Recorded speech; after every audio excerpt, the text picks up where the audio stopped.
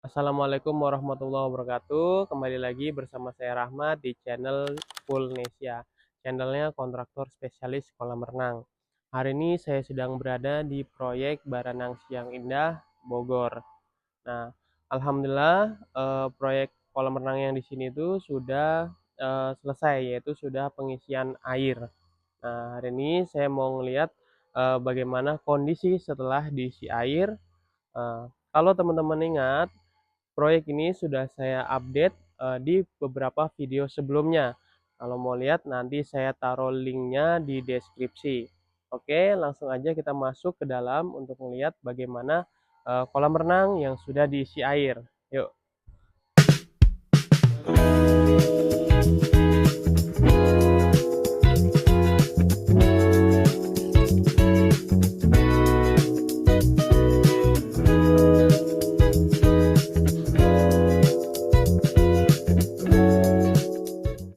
Sekarang saya sudah berada di dalam area kolam renang. Jadi seperti inilah kondisi kolam renang yang sudah selesai kita bangun. Eh, Kemarin baru selesai diisi air. Nah, jadi ini alhamdulillah airnya itu bening ya, tidak terjadi perubahan yang signifikan. Biasanya kalau kolam baru diisi air itu akan terjadi penyesuaian, entah itu hijau dulu atau butek dulu gitu. Tapi kalau yang sini alhamdulillah langsung bening. Nah, terus saya akan melihat mereview bagaimana kondisi sekitar kolam renang ini ya. Nah, satu-satu mungkin mulai dari ini dulu ya, bagian pool decknya. Nah, pool decknya sini menggunakan conwood conwood yang dicat warna coklat sehingga menyerupai kayu. Kemudian di sebelah sana ada dikasih ayunan sama ownernya, jadi mempercantik eh, kolam renang juga. Terus di sebelahnya juga ada pohon kamboja. Terus di sebelah sana ada ruang mesinnya, kemudian di dekat tembok itu dikasih taman kecil juga. Walaupun di situ sisa tanahnya itu hanya 10-15 cm, tapi dimanfaatkan semaksimal mungkin menjadi taman. Oke, langsung aja kita lihat bagaimana kelengkapan dari kolam ini. Yang pertama, dari segi peralatan peralatan sirkulasi itu ada inlet. Kita kasih 3 titik di sebelah sana ya. Kemudian ini di sebelah sini ada skimmer, tapi sebelum ke situ kita lihat dulu di sini ada. Nah, ini ada lubang putih ya. Posisinya di atas. Ini tuh fungsinya untuk peluapan ketika air hujan masuk, kemudian sampai kolam ini penuh. Nah, itu nanti penuhnya itu kebuang lewat sini gitu. Jadi air nggak bakal ke teras gitu, teras. Kemudian sebelah sini, nah ini skimmernya. Jadi skimmer ini fungsinya itu untuk menghisap kotoran yang ada di permukaan air.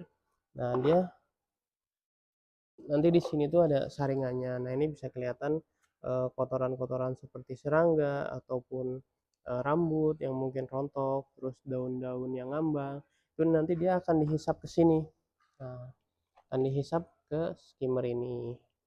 Itu kita masukin lagi saringannya. Nah, di skimmer ini ada juga penutupnya. Jadi semisal nanti itu mesinnya mati, ini ada penutup depannya, itu otomatis dia akan menutup di sebelah sini. Nah, terus kalau misalkan mesin nyala dia akan ngebuka itu. Jadi air atau kotoran-kotoran yang ngambang di atas air ini dia akan kesedot ke sini. Nah, kelihatan di sini air itu menghisap. Ini jangan sampai kita masukin tangan langsung menutup pipanya, nanti sedotannya itu sangat kuat. Nah, terus selain untuk menghisap kotoran yang di permukaan, skimmer ini juga berfungsi untuk vakum. Jadi nanti selang vakum itu dimasukkan ke lubang skimmer ini, dikonekkan. Nah, nanti dia bisa menghisap eh, kotoran-kotoran yang ada di lantai. Jadi kotoran yang mengendap di lantai dibersihkannya pakai vakum.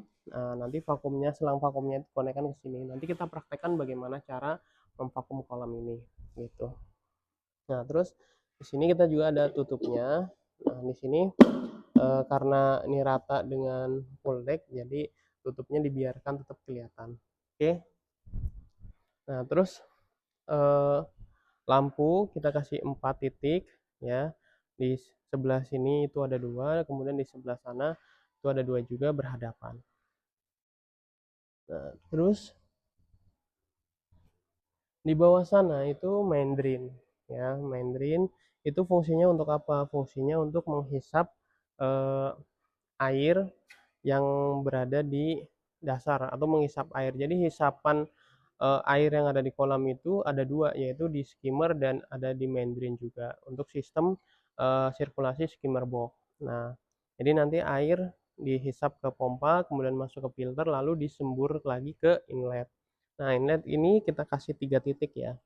Nah, arah semburan inlet itu bisa diatur. Nah, jadi misalkan ini kurang naik, itu bisa dinaikin lagi. Jadi, nah ini riak-riak ini kalau ini settingannya nggak kedengeran riak air ya. Sebenarnya kalau mau di setting lebih naik lagi itu nanti bisa kedengeran riak airnya gitu. Nah, terus untuk di sebelah sini tadi saya singgung di awal. Nah, ini ada bibir kolam 30 cm, kemudian masih ada sisa tanah sedikit 10 sampai 15 cm, itu dimanfaatkan untuk menanam eh, tanaman penghias kolam. Nah, ini langkah yang sangat bagus ya. Jadi untuk memberikan nuansa hijau. Nah, terus untuk jenis tanaman yang bisa dipilih untuk menghias kolam itu juga diutamakan itu tanaman-tanaman yang daunnya itu sedikit rontok. Nah, ini salah satu tanaman yang daunnya itu minim rontok. Nah, kalau misalkan banyak daun-daun atau bunga-bunga yang rontok, itu nanti efeknya akan mempengaruhi ke kebersihan kolam. Jadi kolam itu akan lebih cepat kotor, banyak daun-daun atau bunga-bunga baik yang ngapung ataupun yang tenggelam gitu. Nah, terus tadi di sebelah ruang mesin ada ayunan, ini juga lumayan bagus juga. Kita cobain dulu ya, Pak. Wah. Nah, ini enak banget ya buat santai. Oke. Nah, di sebelah ayunan ini ada ruang mesin. Oke, kita lihat detail ruang mesinnya. Nah, ruang mesin ini kan tutupnya pakai stainless. Terus gimana dong? Masa ruang mesinnya tutup pakai stainless terus area sekitarnya full decknya tampilan kayu. Ah, ini kan kalau kita contohin aja ya, contohin aja begini.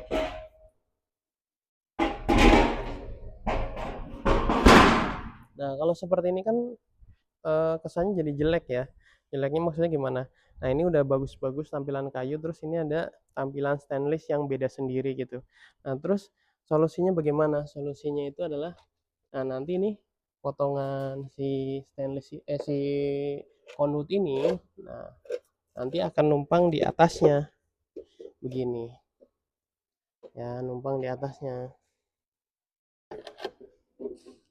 Nah, seperti ini. Jadi dia akan tersamarkan dengan potongan-potongan conduit ini. Nah, jadi untuk mempercantik ya, tetap kelihatan cantik, safety tapi juga cantik. Nah, buat sobat pool yang nanti kita bikinkan kolam, kemudian ruang mesinnya juga di area yang sering diinjak, nggak perlu khawatir. Kenapa? Karena si stainless ini cukup kuat. Nah, ini saya contohkan berdiri di atas stainlessnya. Nah, itu ya. Dia walaupun nggak ada penopang di bawahnya, itu kita injak beban saya 65 kilo, itu kuat nih. Tuh. Jadi nggak perlu khawatir bakal jatuh atau ambles atau apa gitu ya, enggak. Ini udah cukup ditaruh di atasnya conwoodnya atau kayu. Nah, untuk menyamarkan si stainless ini itu udah apa namanya, udah nggak perlu khawatir dia akan ambles atau jatuh. Nah, ini lumayan kuat, terbuat dari stainless 304. Kita singkirkan dulu, taruh sini ya. Nah, ini ruang mesinnya. Ruang mesinnya pernah saya review juga di video sebelumnya, nanti kita taruh linknya juga di deskripsi ya. Nah, Untuk pemipaan itu ada pipa skimmer, pipa main drain, kemudian ada penambahan air juga, kemudian ada pipa waste, dan ada pipa persiapan untuk hisap air yang meluber atau penuh di ruang mesin. Jadi pompa pompa celup gitu ya, pompa celup. Nah, juga ada pipa inlet. Terus di dalam sini untuk alat-alat kelistrikannya itu selain ada pompa juga ada trafo. Karena lampunya 4 jadi trafonya kita kasih dua. Jadi satu trafo dibebani dengan dua lampu. Nah, terus ada saklar juga, kita kasih saklar untuk pompanya. Jadi buat mempermudah pengoperasian nanti ketika melakukan vakum atau pembersihan atau backwash, supaya tidak perlu cabut, colok, stop kontak gitu. Langsung aja pakai saklar. Nah, terus untuk saklar lampunya sendiri kita taruh di dinding. Nah, ini saklar lampunya. Oh, sebelum ke sana, di sini ada lubang. Eh, ini lubang untuk hawa. Jadi kita kasih hawa di ruang mesin itu supaya apa? Supaya di ruang mesin itu tidak panas atau tidak berkeringat ruang mesinnya gitu. Ada sedikit udara segar yang mendinginkan mesin gitu lah. Nah, ini kita kasih dua ya, satu lagi di sini nih. Nah, terus ini untuk saklar lampunya kita taruh di atas pakai saklar yang outdoor ya. Nah, sudah nyala yang sebelah sini. Nah, terus itu juga udah nyala. Nah, oke. Terus untuk kelengkapan-kelengkapannya, kalau Sobat Pool membuat kolam renang di Poolnesia itu sudah lengkap, udah all in, jadi terima beres ya, siap berenang aja gitu. Nah, kelengkapan-kelengkapannya selain perlengkapan sirkulasi yang tadi nempel di kolam, terus juga di ruang mesin, kita kasih juga perlengkapan untuk pembersihannya. Seperti apa? Seperti ini nih. Nah, ini telescopic handle namanya. Nah, telescopic handle, nah ini bisa dipanjangkan sampai dengan 4 meter atau 6 meter ya. Ini 5,4 kalau nggak salah tuh. Nah, ini bisa panjang. Nah, ini fungsinya untuk nanti vakum ya, vakum. Jadi, nah gini, gitu. Nanti kita praktekkan bagaimana cara vakumnya. Nah, terus juga untuk menyaring kotoran yang ada di permukaan kita kasih lift skimmer namanya, lift skimmer seperti ini.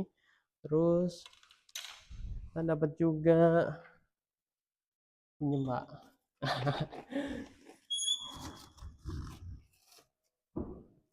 Nah, ini udah dibuka ya, udah dibuka. Ini dulu, nah ini test kit, nanti dapat test kit juga untuk mengecek kadar pH dan klorin di air, terus dapat sikat juga. Nah, terus ini selang vakumnya. Nah, selang vakumnya yang nanti untuk membersihkan lantai kolam itu. Kemudian ini juga ada vacuum headnya. Nah, vacuum headnya. Nah, vacuum headnya itu pakai roda, ya. Nanti kita praktekkan. Terus dan itu juga dapat chemicalnya. Nah, ini ada 4 jenis ya. Terusi, soda as, granular bubuk, sama kapori tablet. Oke, nanti kita kasih. Oh ya, untuk kapori tablet sudah dikasih satu tablet ya. Oke, saya rasa cukup untuk video review progres yang sudah selesai ini. Jangan lupa klik subscribe, like, dan komen. Terima kasih sudah menonton. Assalamualaikum warahmatullahi wabarakatuh.